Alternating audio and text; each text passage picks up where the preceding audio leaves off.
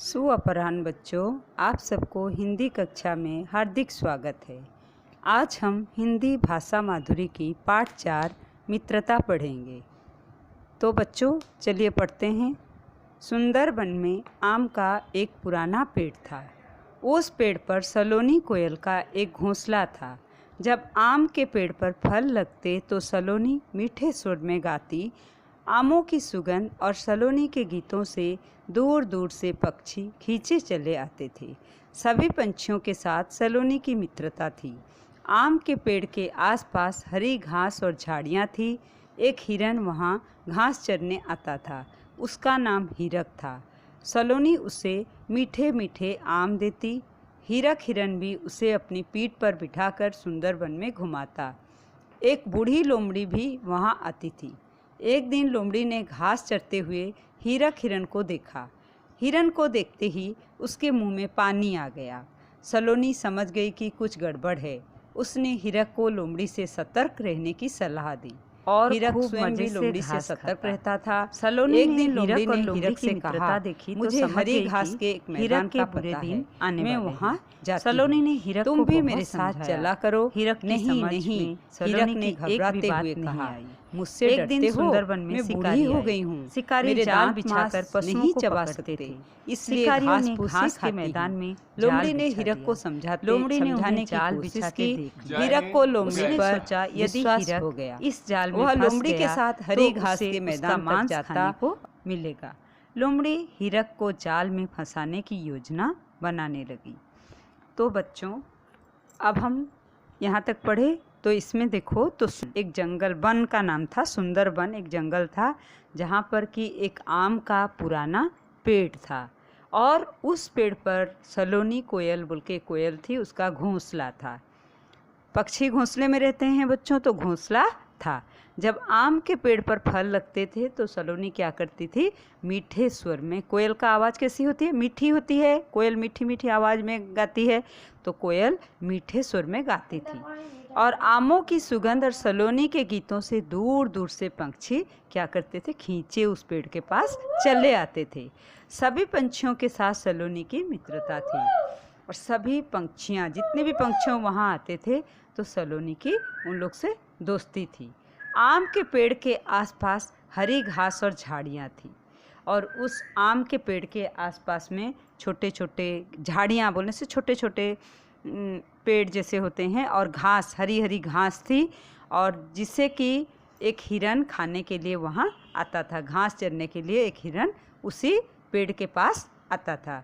उसका नाम था, उस हिरन का नाम था हीरक। तो सलोनी क्या हुआ ना, उसे मीठे मीठे आम देती थी। हीरक हिरन भी उसे अपने पीठ पर बिठाकर सुंदर वन में घुमाता था।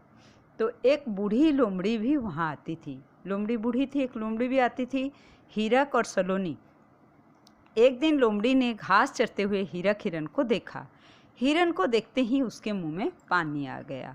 जैसे लोमड़ी देखती है कि हिरन बहुत ही सुंदर था, उसको देखते ही, हीरक हिरन को देखते ही लोमड़ी के मुंह में लालच आ गया। मैंने पानी, मुंह में पानी आना बोलने से ये एक मुहावरा है, इसका अर्थ है उसे लालच आ गया, उसे वो खाने के लिए चाहा। तो समझ गई कि कुछ गड़बड़ है। उसने हीरक को लोमड़ी से सतर्क रहने की सलाह दी। तो उसने बोला कि तुम सावधान रहो, लोमड़ी से सावधान रहना, लोमड़ी के साथ ज़्यादा मेल जोल ठीक नहीं है, उससे थोड़ा दूरी बना के रखना है। तो हीरक स्वयं भी लोमड़ी से सतर्क रहता था। सतर्क का अर्थ है सावधान। हीरक हिरन खुद भी उस लोमड़ी से सतर्क रहता था। तो एक दिन लोमड़ी ने हीरक से क्या कहा ना, मुझे हरी घास के एक मैदान का पता है, मैं वहाँ जाती हूँ, तुम भी मेरे साथ चला करो।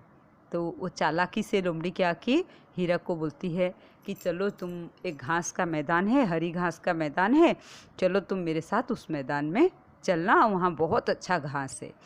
तो नहीं, हीरक ने घबराते हुए कहा, मुझसे डरते हो, मैं बूढ़ी हो गई हूँ।